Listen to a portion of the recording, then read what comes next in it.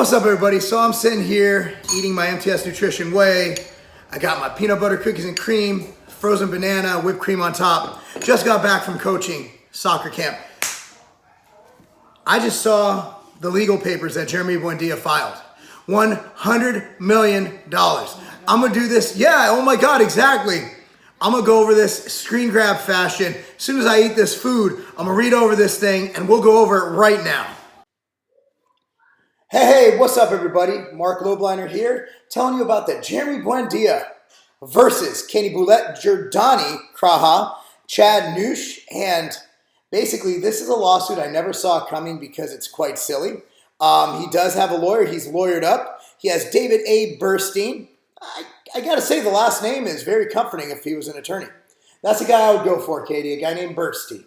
Burstein, Goldstein, any of the Steens I'm going with. Anyway, guys, Mr. Burstein's going to come after me now for being a racist Jew. Anyway, guys, so check it out. So basically, Jeremy is suing these individuals. We'll find out what they're suing for. Now, let's go over what the parties of. Now, so this is what is factual.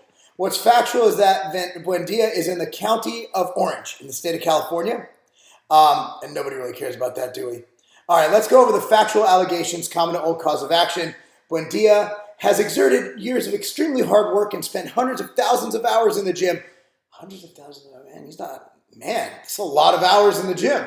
If you train 5 hours a week, or 7 hours, or like 10 hours a week, man, this guy trains a lot. And he's a world famous bodybuilding and fitness competitor. In the years 2014, 15, 16, and 17, he was the Mr. Olympia men's physique, so kind of, for that period of time. Now retired, this is the part that made me cry. Much like Mother Teresa and others who have donated and dedicated their time and life to charities, Buendia concentrates his effort on coaching and other bodybuilding and fitness competitors, passing on his expertise and training methods to new generation. This is like back in the day when a blacksmith used to have an apprentice. This is like a missionary showing his disciple how to care for a people and convert them to a religion. This is the most altruistic thing I've ever seen in my life. The combination of Buendia's dynastic success, dynastic, that's a fucking verb for dynasty, success in his competitive class, along with his generosity in sharing his methods in retirement. He doesn't get paid a dime for this coaching. Did you know that? Just kidding. He has garnished him a reputation as an authority in the bodybuilding and fitness industry, which has been translated through Buendia's business acumen. Dude, have you read that book he wrote alongside Forbes? It's awesome. He was in Forbes magazine. No, wait, that was me. Never mind. Translated through Buendia's business acumen into a thriving coaching business, successful fitness challenges, running a clothing brand, and being a product spokesperson. Being a product spokesperson is fucking hard work, man. That's hard work. Dude, this Jeremy guy, I want to be like him when I grow up. In addition to the aforementioned activity, Buendia is also a high-profile social media entertainer, including on Instagram where he has excess of 2.5 million sheep. I'm sorry, it says followers. I have trouble reading. I was educated in the state of California. My bad. This ability to reach so many people that admire him makes Buendia considered an influencer, as he is presumed to have the power to affect the purchase decisions of others due to his reputation, authority, knowledge, and or relationship with his social media audience. The status, modernly, is of significant monetary value to corporations to rip people off for stuff they don't need. As a result of his reputation, fame, and hard-earned accomplishments, Buendia is commonly found on his lists, identifying the most influential people in bodybuilding, health, and fitness. And there's his posting things.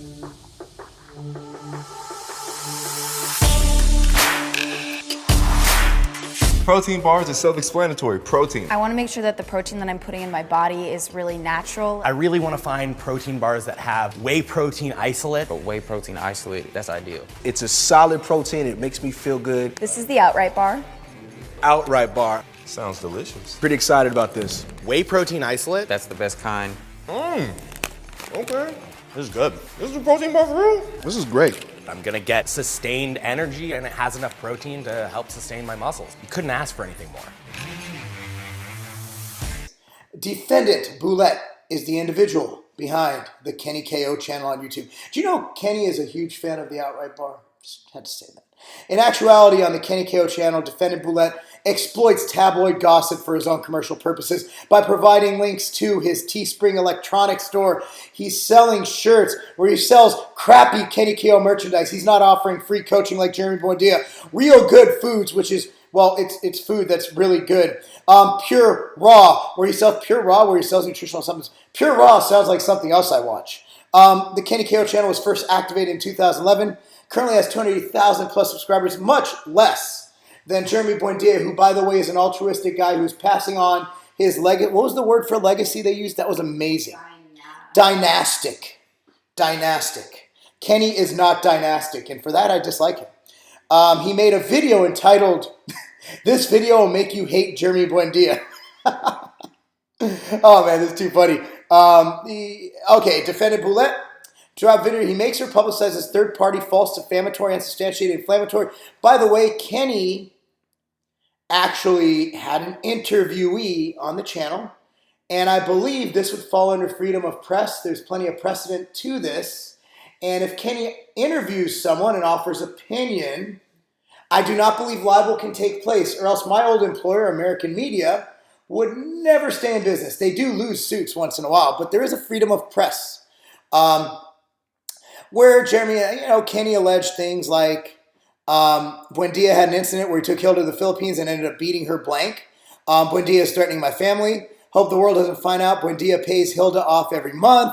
Since Buendia beat Hilda. Okay, here's the thing.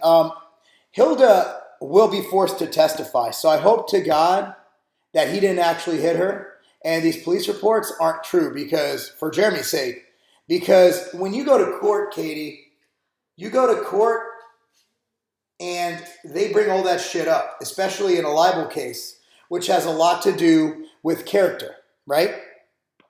So another thing is video 2 contains video content provided to defendant Boulet by defendant Nutsch. Defendant Nutsch, if I'm pronouncing his name wrong, I apologize. He did not have authorization to provide defendant Boulet with video 2, nor did he have permission to speak for on behalf of Buendia. Contains defamatory content. Lastly, video 2 is titled by defendant Boulet as Jeremy's response, which is misleading and simply untrue. Keep going. And he basically just has a lot of allegations, hundreds of comments. A lot of comments were negative towards Buendia. Obviously, he doesn't know how YouTube works. If you guys look at the comment section on my videos, you'll notice that people hate me. Video 3 contains video content of Buendia's name, voice, photograph, and likeness, along with links to defendant Boulet's channel. Blah, blah, blah, blah, blah, blah, blah. As a result of publication of false, defamatory, and unauthorized content by defendant Boulet, Buendia has been as required to defend himself for his reputation and his fame. Defendant Kraja, I believe, Jerdani, how do you pronounce your last name? He occupies a similar position to that Buendia, as he too would be considered by some to be an influencer. Kraja makes or publicizes false, defamatory, blah, blah, blah content. That Buendia is mentally unstable. I've seen some of Jeremy's Instagram stories where he called out Dexter Jackson. I don't know. I'm not going to say that was mentally unstable, but it's kind of not the biggest, greatest definition of stability. Video 4 contains video content of Buendia's name, voice, photograph, and likeness, along with links. Blah, blah, blah, yada, yada, yada. Basically, he sued a bunch of people for saying really mean things that affected his ability to make money. First cause of action for violation of statutory right to publicity, California Civil Code. He re-alleges each and every allegation set forth in paragraphs 1 through 64. I apologize for skipping over some, or else it would be a 2-hour video. Second cause of action, violation of common law right to publicity. Then he has third cause of action, Buendia re-alleged that every allegation, okay, blah, blah, blah, blah, blah, for tortious interference with an existing contract. Basically, he's saying that contracts were violated. Fourth cause of action, tortious. These words are amazing. Interference with prospective contractual relations against old affection. Fifth cause of action for tortious interference with business relations. For civil conspiracy, he alleges that they conspired to bring him down. And of course, the seventh cause is libel per se, aka a form of defamation, which has the most going on.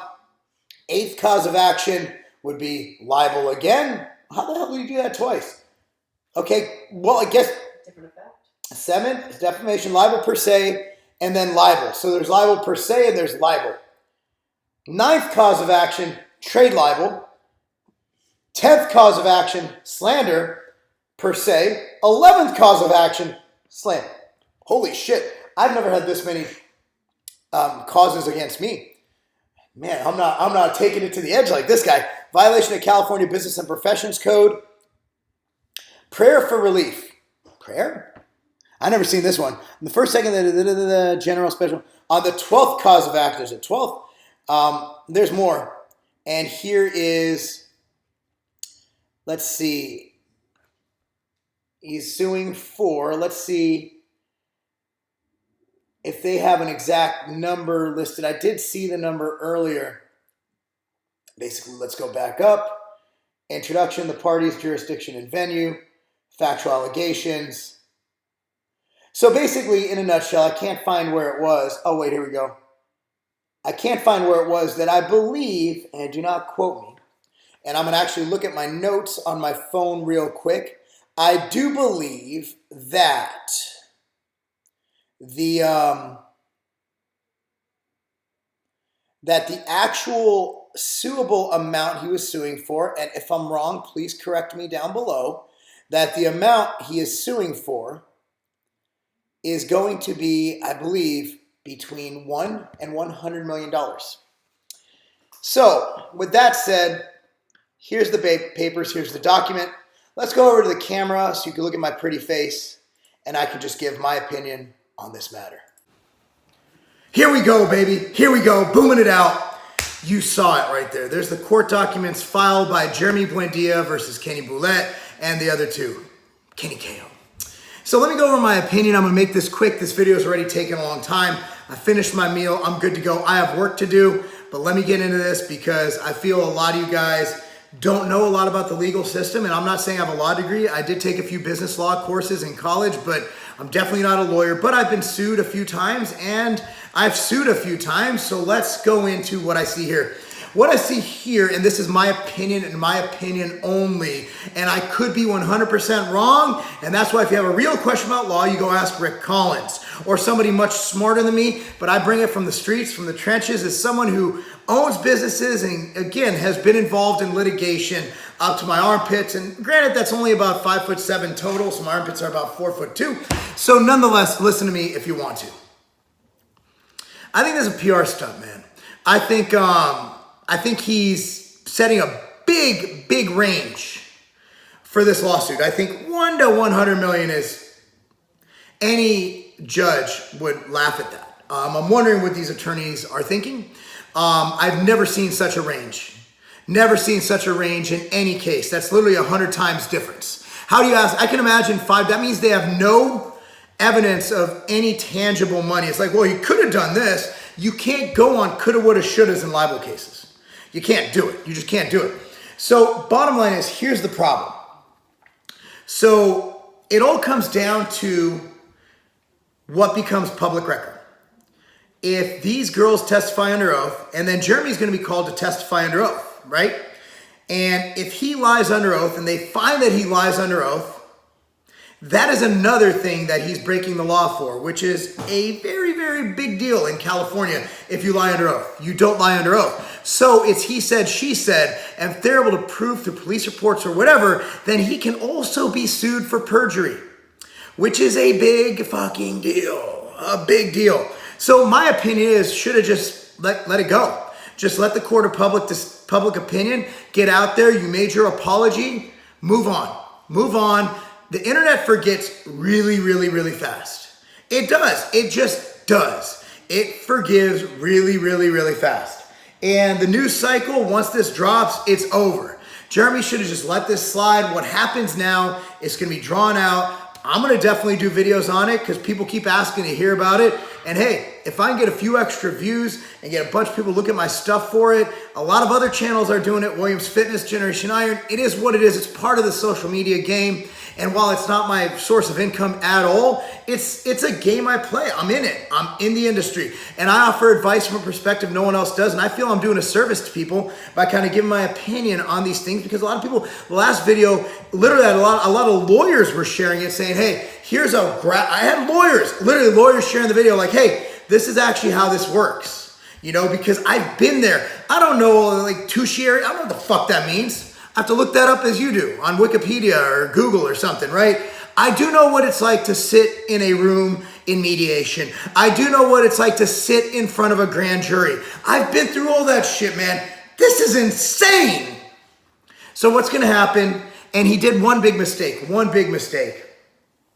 He sued him as a group. So they're gonna team up and their costs are gonna be divided by 3 because they only need one attorney.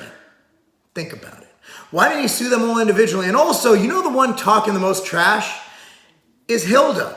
She's the one who said the most defamatory things. She's the woman he allegedly assaulted. Why didn't he sue Hilda?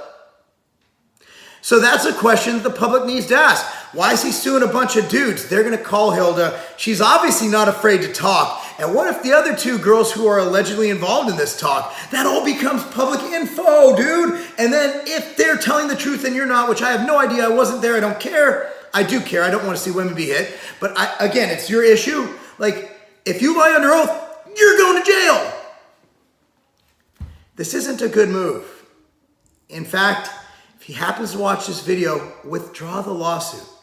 Cut your losses and just move on, apologize, don't admit to anything, okay? If there's no criminal charges, just walk away, okay? Just walk away.